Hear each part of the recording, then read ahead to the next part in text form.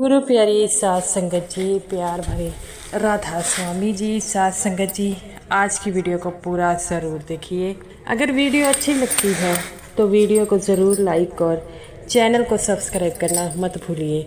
सात संगत जी, जैसा कि आपको पता है कि हर सत्संगी की चाह होती है, जो नामदान मिलने के बाद ही हम सत्संगी बनते हैं, तो हर से ही चाहता है कि हम नामदान लें ताकि इस 84 के कीड़े से हम बाहर निकल पाए। तो सात संगत जी, ये जो साखी है उन दो मियाँ बीवी की साखी है, उन दो पति पत्नी की साखी है। वह दोनों पति पत्नी जो थे न बोल सकते थे और ना ही सुन सकते थे। जब वह बाबा जी से नामदान लेने गए तब बाबा जी ने उन्हें देखकर क्या कहा। सात संगत जी, ये जो दोनों थे वह एक सत्संगी परिवार से थे और वो लड़का था वह भी एक सत्संगी परिवार से था, लेकिन वह जन्म से ही बोल नहीं पाता था, ना ही सुन नहीं पाता था। उसके माता पिता को हमेशा ही उसकी चिंता रहती कि जब हम इस दुनिया से चले जाएंगे तो हमारे बेटे का क्या होगा। लेकिन वो ये भी कहते कि बाबा जी कोई ना कोई ज़रिया ज़रूर निकालेगा। ऐसे ही जब उसके बेटे की उम्र शादी के लिए हुई तब उन्होंने एक लड़की देखी जो भी उसी की तरह जो थी, न बोल सकती थी और ना ही सुन सकती थी। इस सत्संगी लड़के की एक दुकान थी और बाबा जी की कृपा से वह दुकान भी बड़ी अच्छी चल रही थी और गुजारा भी अच्छी तरह से हो रहा था। अब उनके माता पिता को इस बात की चिंता नहीं थी कि हमारे बाद हमारे बच्चों का क्या होगा। वह यही समझते थे कि हमें बाबा जी ने राह दिखाई है, अगर हमें बाबा जी राह न दिखाते तो पता नहीं हमारे बच्चों का क्या होता। इस बात से वह दोनों ही बड़े बाबा जी का शुक्रिया मनाते हैं। एक दिन वह दोनों जो थे अपने माता पिता के सामने आते हैं और नामदान की इच्छा रखते हैं। तो वह कहते हैं कि बेटा, तुम्हें तो सुन बोल नहीं सकते, तो जब बाबा जी नामदान के अक्षर बताएंगे तुम कैसे सुनोगे। वह कहते हैं कि हम बाबा जी के होठों को पढ़ लेंगे, हमें ये आता है। तो वह कहते हैं बेटा, हम तुम्हें क्या करें, ये तो मालिक की मर्जी है। अगर पर्ची में रह गए तो वह कहते हैं कि आप इस बात की चिंता मत करें, अगर हमारे कर्मों में नामदान होगा तो हमें ज़रूर मिलेगा। ये सोचकर दोनों मियाँ बीबी जो है पर्ची लेने चले गए। जब वहाँ पर पर्ची लेने गए तो सेवादारों ने उन्हें कुछ पूछा तो वह इशारों में बातें करने लगे, जिससे वो समझ गए कि इन्हें ये बोल सकते हैं ना सुनाई दे सकता है। वह एक सेवादार ने इशारों से पूछने लगा कि जब आपको बाबा जी नामदान देंगे तो आप वो कैसे समझेंगे। तो वो कहता है कि इशारों में कहते हैं कि समझने के लिए ज़ुबान की ज़रूरत नहीं होती, मन की बात होती है और हमारे मन में बाबा जी के लिए बहुत श्रद्धा है। तो ये बातें सुनकर वह जो था सेवादार से रहा ना गया और वह जो है पर्ची के लिए उन्हें दे दी। उन्हें जो भी पूछा गया था उन्होंने इशारों से पूरा जवाब दिया और ये सुनकर सेवादारों की आंखों में पानी आ गया और घर जाकर वे अपने माता पिता को कहते हैं कि हमें नामदान की पर्ची मिल गई, जिससे उसके माता पिता बहुत खुश थे और कहते हैं कि अब तुम्हारा जो है अंतिम पड़ाव है, ये जो है तुम्हें बाबा जी ही बताएंगे कि तुम्हें नामदान की बख्शीश होगी कि नहीं। तो वह घर वालों से कहते हैं कि अगर हम इस पड़ाव से निकल गए हैं तब हमें नामदान भी ज़रूर मिलेगा। और इतना कहते ही वह नामदान के लिए जो है तैयारी करने लग पड़ते हैं। जब नामदान का समय आता है तो वह वहाँ पर पहुँचते हैं और जो है सभी उन्हें देखकर बड़े हैरान होते हैं कि ये दोनों नामदान लेने आए हैं। और वह इशारों से सभी सेवादारों से बात कर रहे थे।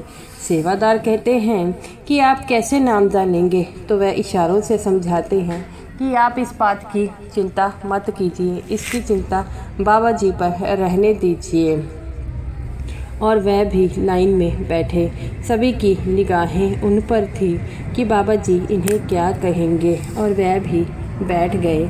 जब नामदान के वक्त बाबा जी नामदान का समय आया और उन दोनों को बाबा जी के सामने लाया गया।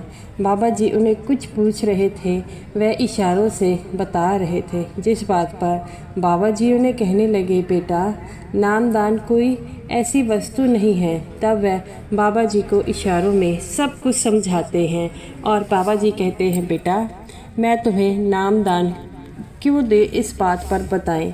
तो वो कहते हैं कि हमारा सारा सत्संगी परिवार है। हमने बचपन से ये देखा है कि हमारे घर वालों को बड़ी लगन है, जिसके कारण हमें भी लगन हो गई। तो वो कहते हैं कि बेटा जब सत्संग होंगे तो आप कैसे सत्संग सुन पाएंगे। वो कहते हैं सत्संग को सुनने के लिए मन की आंखें चाहिए, मुंह की नहीं। और हम जब लिप्स रीडिंग में बहुत अच्छे हैं, तब बाबा जी कहते हैं अगर ऐसी बात है तो मैं कुछ बोल कर कहता हूँ तो इशारों से समझाओ। तो वह सच में समझा देते हैं। बाबा जी ये देखकर बड़े हैरान हो गए हैं।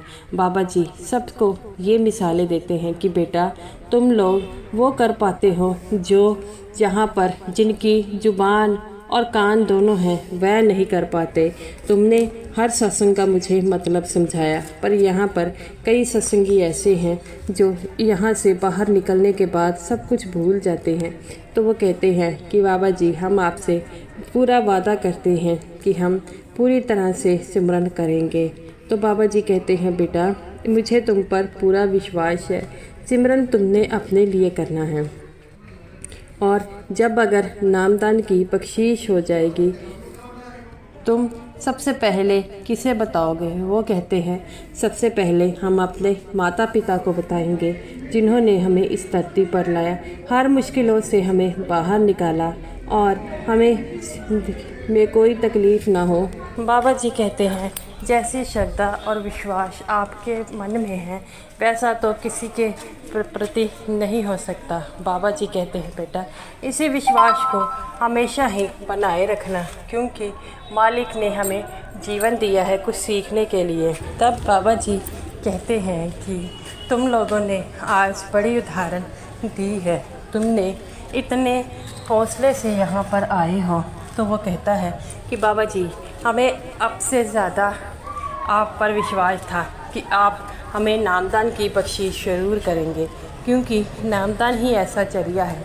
हमारे पिछले कर्मों के कारण हमें ये सब कुछ दिखने को मिला है, और अगर आपकी कृपा हो जाए तो हम भी इस 84 के जेल खाने से बाहर निकलेंगे।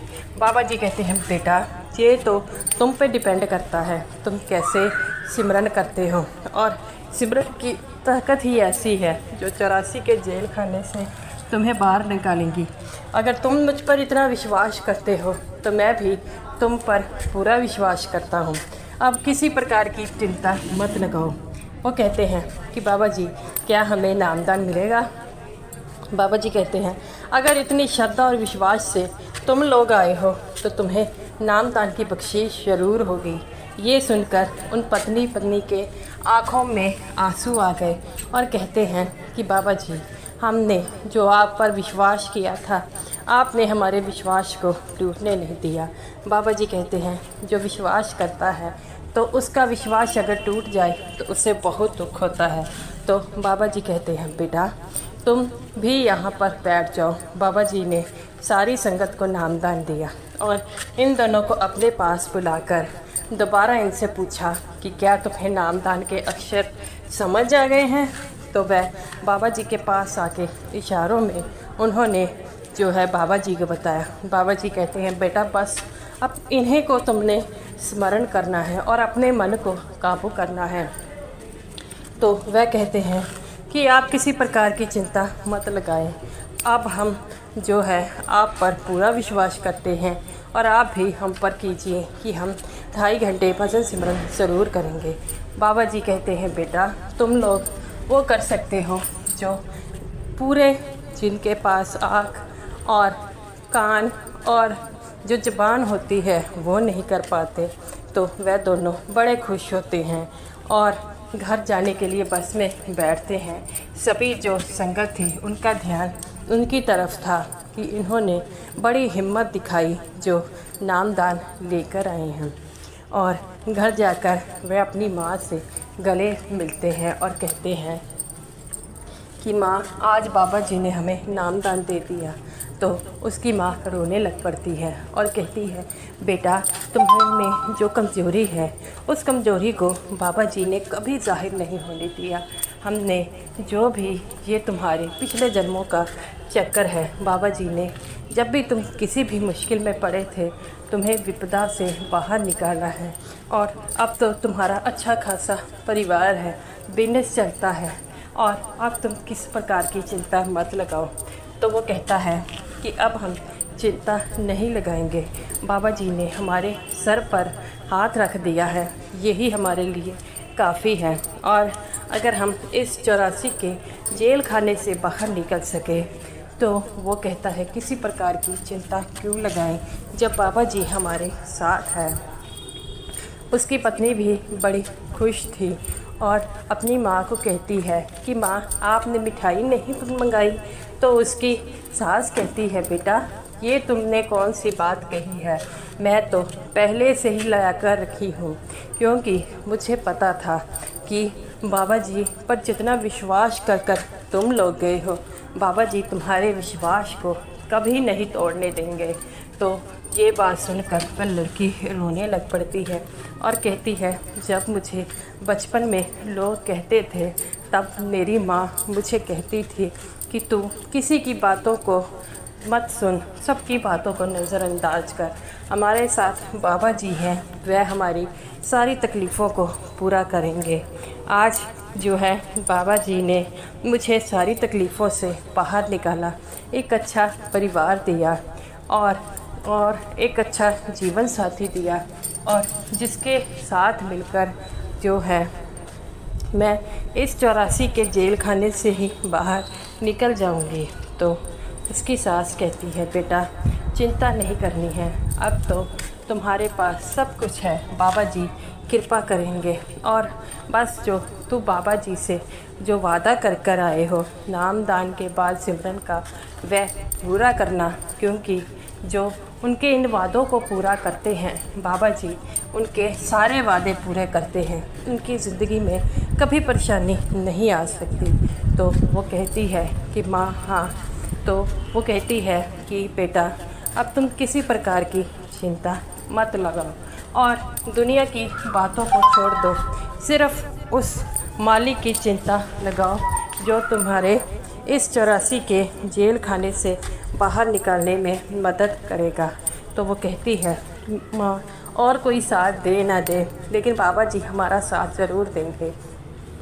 तो उसकी माँ कहती है, बेटा, दुनिया में कौन किसी का साथ देता है, रिश्तेदार तो सिर्फ मतलब के होते हैं, जब उनका मतलब पूरा हो जाता है वह रिश्ते को भूल जाते हैं, लेकिन बाबा जी हमारे इस रिश्ते को नहीं भूल पाएंगे। और तुम्हें अगर किसी पर विश्वास रखना है तो अपने मालिक पर रखें, बाबा जी पर रखें। तो वो कहती है कि बाबा माँ, आप बिल्कुल ठीक कह रहे हैं, हम तो बाबा जी पर हमेशा ही विश्वास रखते हैं और बाबा जी भी हमारे इस विश्वास को कभी नहीं टूटने देंगे। तो उसकी माँ कहती है कि चिंता मत करो। और साथ संगत जी, वह दोनों पति पत्नी मिलकर भजन सिमरन पर बैठते और जब भी वह दोनों फ्री होते, इधर उधर के काम को छोड़कर सिर्फ अपना पूरा ध्यान जो है सिमरन पर लगाते। और ऐसा करना भी चाहिए।